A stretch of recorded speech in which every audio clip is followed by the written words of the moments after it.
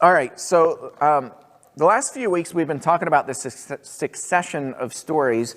The class, by the way, is Finding Hope in a Troubled World, and I think it doesn't require a whole lot of imagination to look around and realize there is a lot of heaviness. Not just globally, of course we have the recent war that broke out. We have so much poverty, sickness, severe disease, ongoing disease, chronic disease, death. Tomorrow I'll be preaching a funeral for the young man is 2 years older than me that died in this mining accident. I talked to his sister on Saturday, Friday, and there's so much brokenness everywhere we look. And I think so many people are asking that question, how do we find hope? But I think maybe the more immediate question is, when are things going to get better? When are things going to turn around? And what's that going to look like? What's our future going to look like? How can things go back to the way they were? Will things go back to the way they were? I'm a firm believer that things do not go back to the way they were ever. And we need to stop telling people that things will go back to the way they were, because they don't. We're forever changed by trauma and tragedy, and just talking to Courtney this morning, the weariness that Texas is facing right now, and the heartache and the sorrow and the pain and anxiety, and it's just this compound trauma, and it just brings a flood of questions and emotions. And that's what we talked about at the beginning of this class, is that it's so necessary to go through these moments of doubt and moments of anger and moments of denial. Those are all very normal parts of our human response, and we need to allow people to go through that process. And so we've been talking about this succession of stories where John the Baptist is beheaded. And so the disciples are really grappling with the reality of that. It puts them in immediate danger. It's the realization that this could happen to us at any moment. That this was authorized by King Herod, and that we could be dead at any moment. It's trying to find closure when you're burying a corpse minus the head. They didn't have John the Baptist's head. Then there's the crowds that are pressing in on them, where Mark records they didn't have leisure even to eat. So they had been days, assuming they had been days without food, days without sleep. Jesus says, let's go over and find a desolate place and find rest. They go across the Sea of Galilee, where they're met with a crowd of 5,000 people, probably more like 15 to 20,000 when you include women and children, a massive crowd of people. Jesus has compassion on them because they're like sheep without a shepherd. He begins teaching them. It's getting into evening, and they had to just been absolutely exhausted. And Jesus turns to his disciples and he says, go find them food. And they kind of snap back at him a little bit, so we talked about that.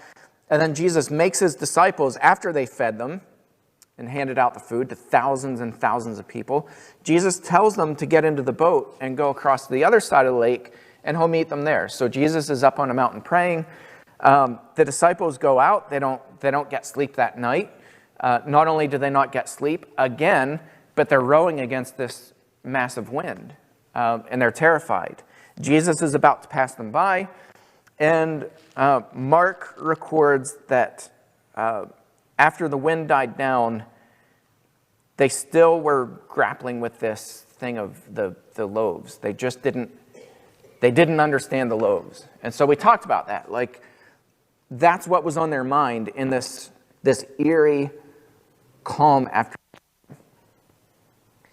And we talked about how it's in those calm moments, and we get these lulls when we're experiencing trauma, when we're experiencing grief and trouble.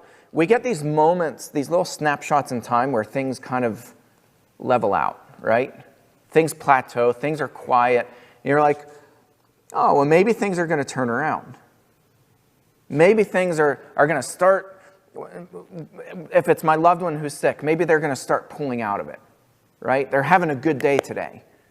They're alert, they're awake, they're smiling, they're with it. Maybe things are going to turn around.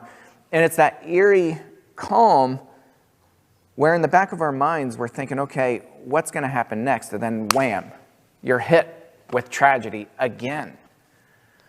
And in my mind, at least in my experience, that makes me incredibly angry towards God. Because in my mind, I think, why not just take the life of somebody who we know is already going to die? Why give us this little glimmer of hope, thinking that things are going to get better, and then wham, we get hit again, right? I don't think I'm alone in that. I think we all probably wrestle with that, where it'd almost be better if things were bad all the time, leading up to a final tragedy, than if things got better for a time and then got worse, and then you end up having somebody die anyway. Or whatever the tragedy is. And so Jesus is shaping and equipping and stretching and strapping and smashing his disciples to prepare them, to equip them. And after that calm, the other storm comes. And remember, Mark records that they didn't really understand the lesson about the feeding of the 5,000. They didn't really comprehend that. That's what they're wrestling with. And so we're going to pick up with John the Baptist story, because I think Brent's right. I think, John's account is such a great complement to that whole story. And I think without John's account, we don't truly understand that whole lesson and what Jesus was teaching them and what was going on. And without John's account, in my opinion, I don't think we get to the story of hope nearly as quickly. And so today is the story about the bread of life. And I don't have the scriptures put in slides because it's kind of long, so I'm just gonna read it. This is found in John chapter 6.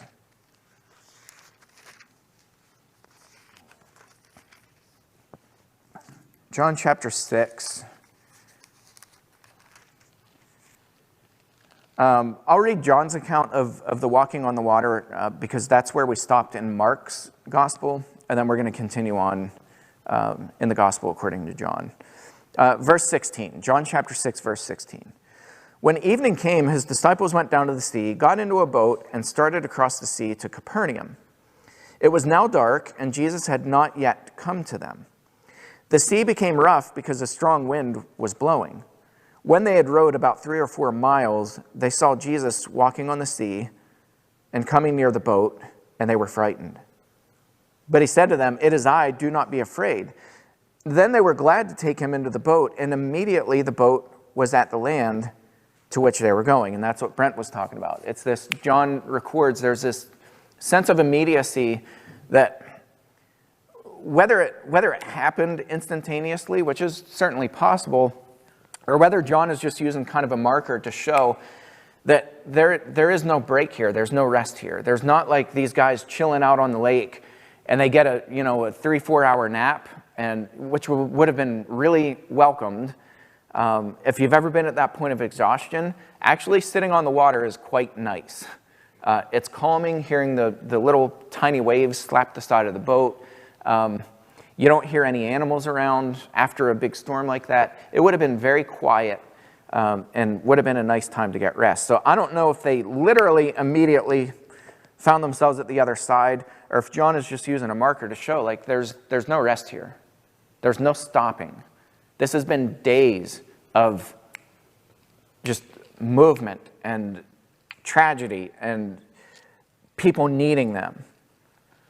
And then verse 22, on the next day, The crowd that remained on the other side of the sea saw that there had been only one boat there, and that Jesus had not entered the boat with his disciples, but that his disciples had gone away alone. Other boats from Tiberias came near the place where they had eaten the bread after the Lord had given thanks. So when the crowd saw that Jesus was not there, nor his disciples, they themselves got into the boats and went to Capernaum seeking Jesus. Now, pop quiz, who is this crowd? Where did they originate from? Which side of the lake? You remember Mark's gospel? Yeah, where they're now going. They're going back home where they originated from. You remember, they saw Jesus and his disciples getting into the boat, going to the other side. They raced around and were there waiting on the other side. Thousands of people waiting on the other side. This is a crowd that is absolutely, well, maybe not a crowd, maybe a more accurate descriptor is a mob. They're desperate. They're utterly desperate. And they're looking around, they're like, okay, these boats, like trying to assess the whole situation, and they're like, all right, they must be over on the other side. Jesus spends a lot of time in Capernaum. Let's go over there and let's go look for them. So they jump in boats. They go to the other side, and here's what he records. I am John 6, starting in verse 25. Yeah. When they found him on the other side of the sea, they said to him, Rabbi, when did you come here?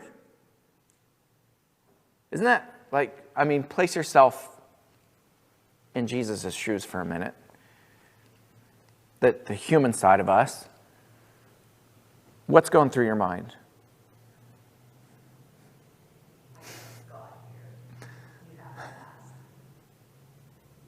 For me, it's nails on the chalkboard. Right? Have you ever been so exhausted and had little kids? Dad, dad, dad, dad, dad, dad, dad, dad. And that's like not needing anything crazy. Like that's just kids being kids. They want attention mostly.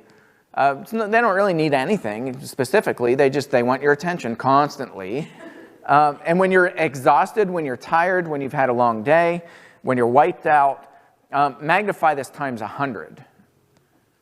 And this isn't just a kid wanting attention. This is a massive crowd of people needing fed, needing healed. They're desperate. When did you get here? Nails down the chalkboard. I would have snapped. I would have utterly snapped at this point. Jesus answered them, Truly, truly, I say to you, you are seeking me not because you saw signs, but because you ate your fill of the loaves.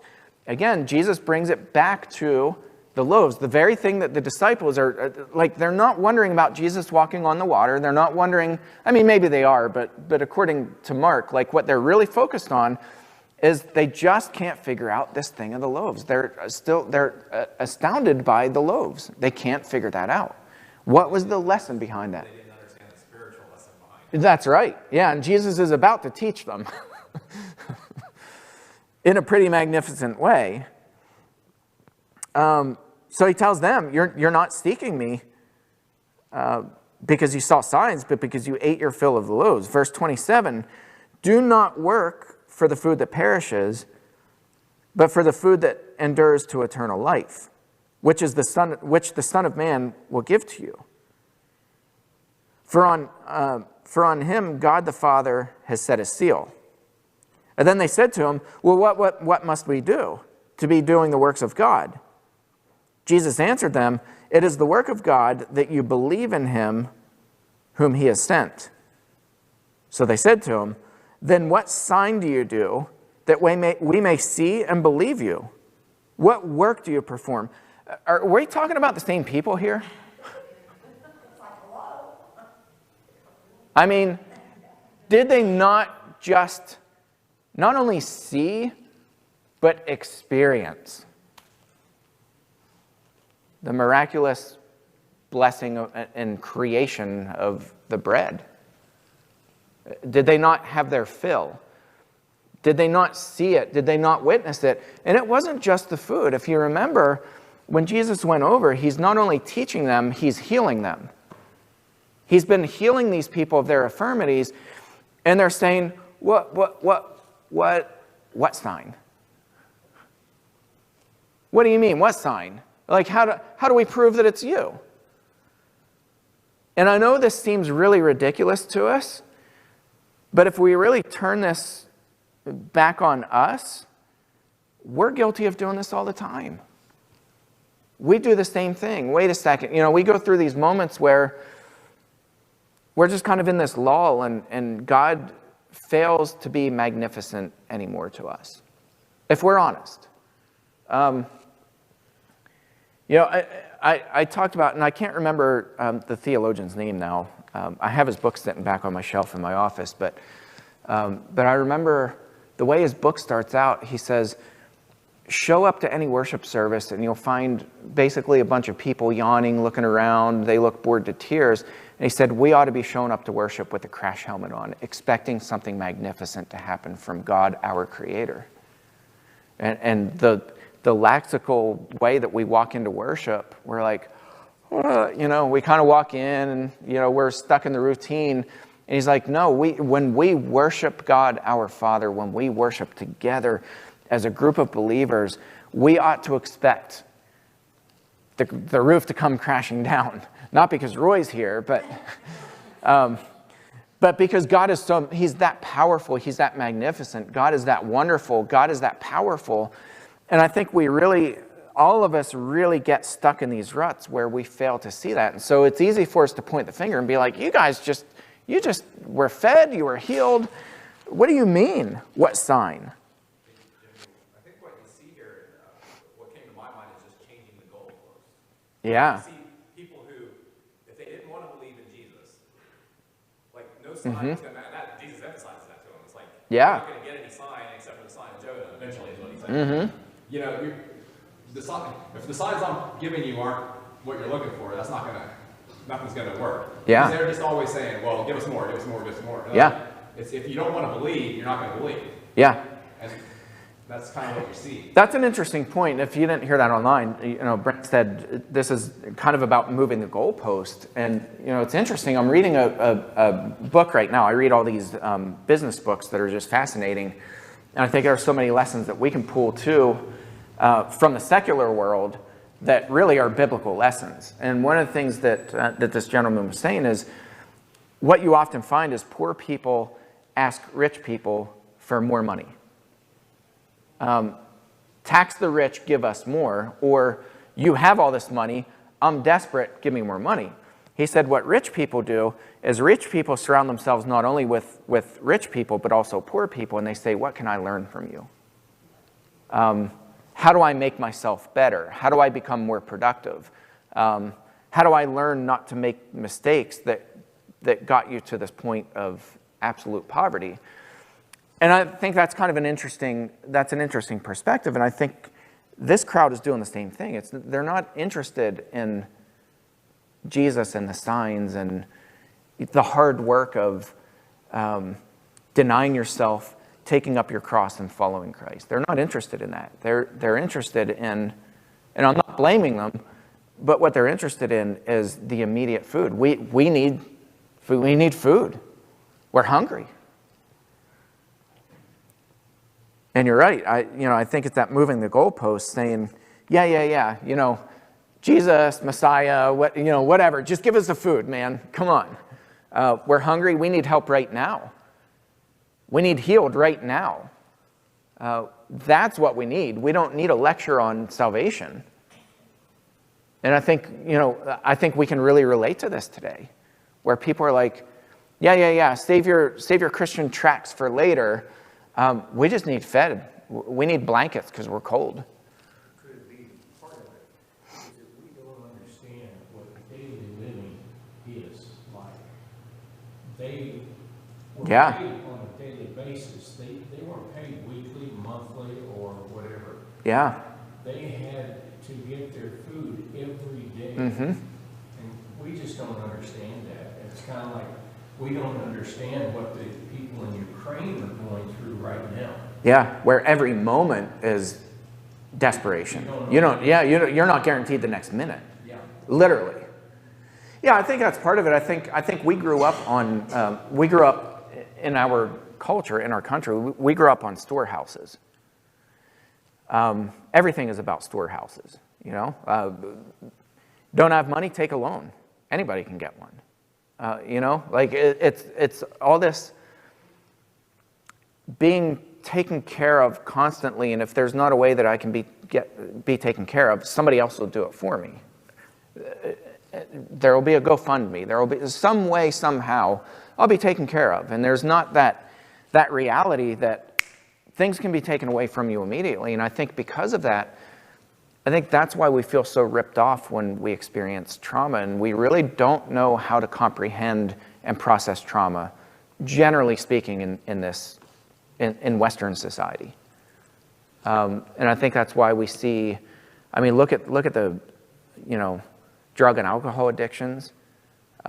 It's not that people are just party animals and they're like, woohoo, you know, we're wealthy and we're going to party it up.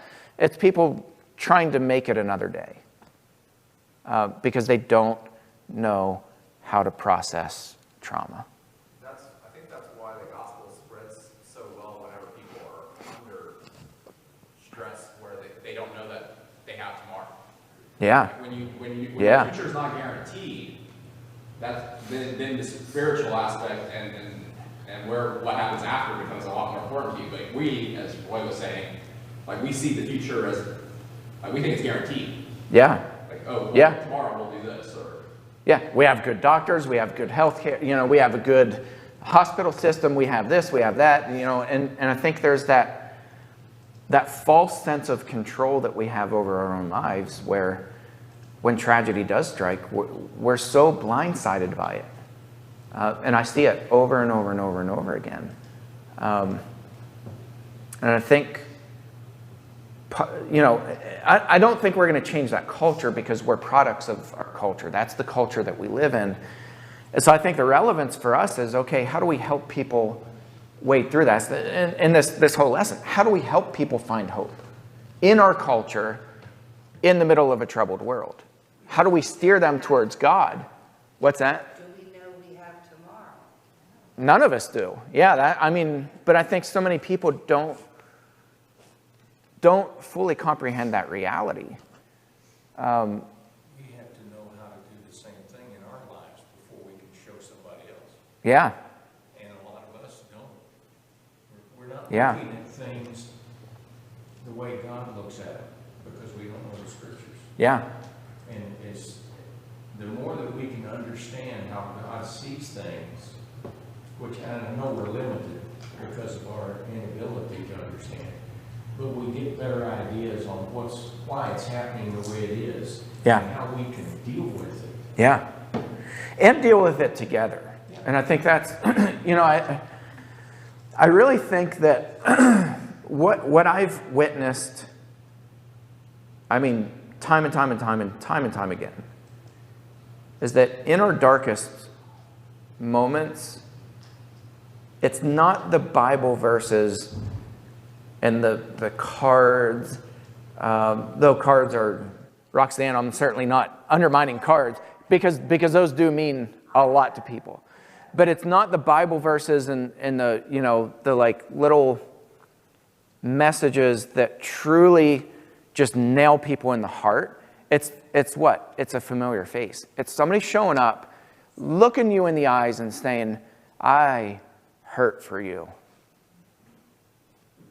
That's what people remember. And that's where people see the face of Jesus in us. And I think over and over, that's what the scriptures are talking about. And I really think that's the heart of this lesson of Jesus being the bread of life, is not like, okay, I'm going to teach this cutesy sermon and, you know, I'm going to talk about bread and I'm going to relate that to the bread of life. I don't think this is a cutesy story. I think these people are exhausted. I think they're irritable. I think they're tapping the floor. Jesus' disciples are tapping the floor, begging for mercy, saying, all right, dude, we get it. Like, please, let us sleep. Let us just have a nap for the next 5 days. Please let us sleep. And I think he's really squeezing them to get them to fully comprehend that, man, we have really got to be fully, and I mean fully dependent on God in every aspect and area of our life. There is no other option if we're going to make it and if we're going to make an impact on other people and on the world. There's no other way. There's just not.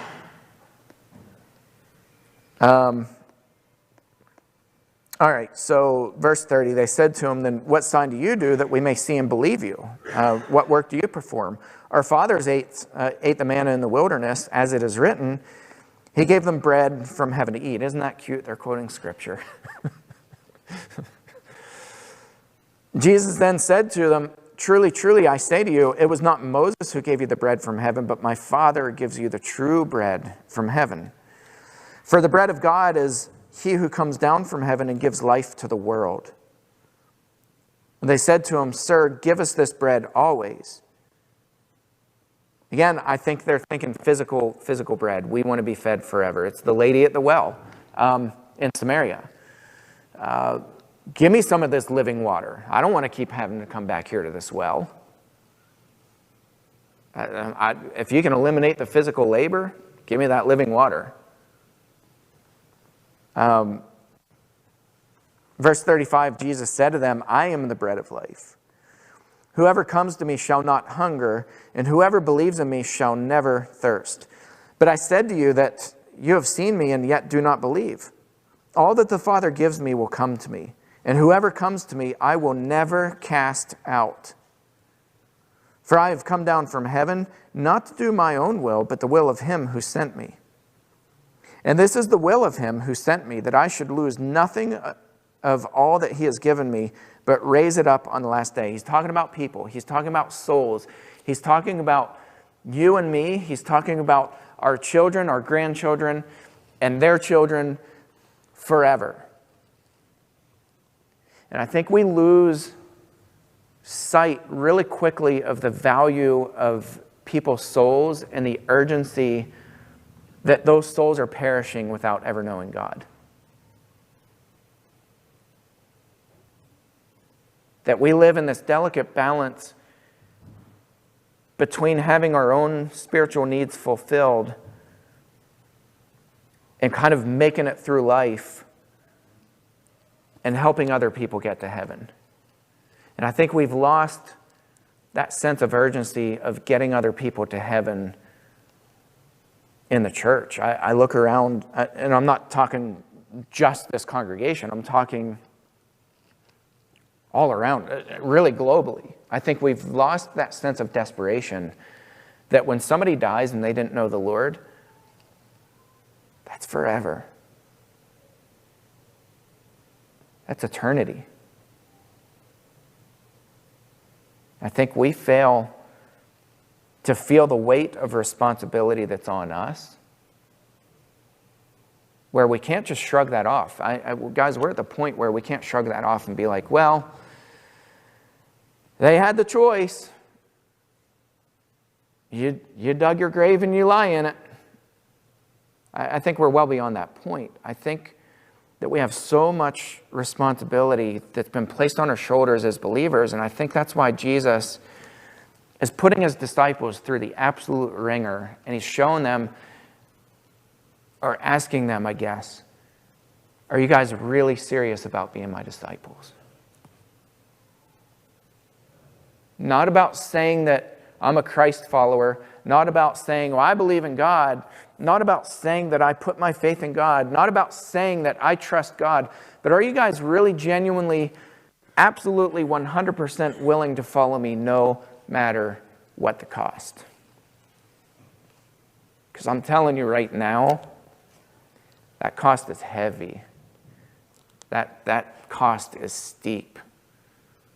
For all of us, that cost right now, today in 2022, that cost is steep to be a follower of Jesus. That responsibility is heavy. Do we teach our kids that, or do we do like the cutesy little, Bible stories and stick to that? Do we teach our kids that, honest to God, your soul, this is life or death? The path that you choose to go, the path that you choose to walk in life, would determine where you wind up forever. Do we teach the seriousness of that and the responsibility that we have and the magnificence of God and the power of God? And so, I don't think that Jesus is just testing his disciples and he's like, I'm going to see how far I can push them. Other people are walking the goalpost. I'm going to move the goalpost and see how, at what point do my disciples break? I don't think that's what he's doing at all. I think he's really genuinely testing them, saying, will you really follow me no matter what to the end? No matter what. Because there's no room in the kingdom for half-hearted Christianity. There's no room when you're dealing with people's souls and you're dealing with people dying and people suffering. And, right now we have one of our dear sisters literally laying in bed. She's bedridden, won't wake up, won't eat, won't drink. That's where she's at right now. This is not playtime for Christians. These moments matter. And the way that we respond to trauma in other people's lives, it matters. And we're coming up on a clock. I was hoping to get through John 6, but there's no way. There's just so much packed into this, and I don't want us to just kind of gloss over it, because I think there's so many lessons packed into this.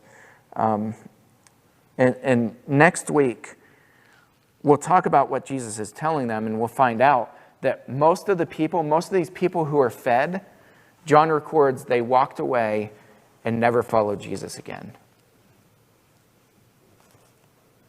And that's a reality when people catch the cost, when they understand the cost of following Jesus. There's a fork in the road, and people are going to make that decision, whether to follow or not. All right, we're going to stop there, and we'll pick up in a little bit. Thank you, guys. It thrills my soul to hear the songs of praise.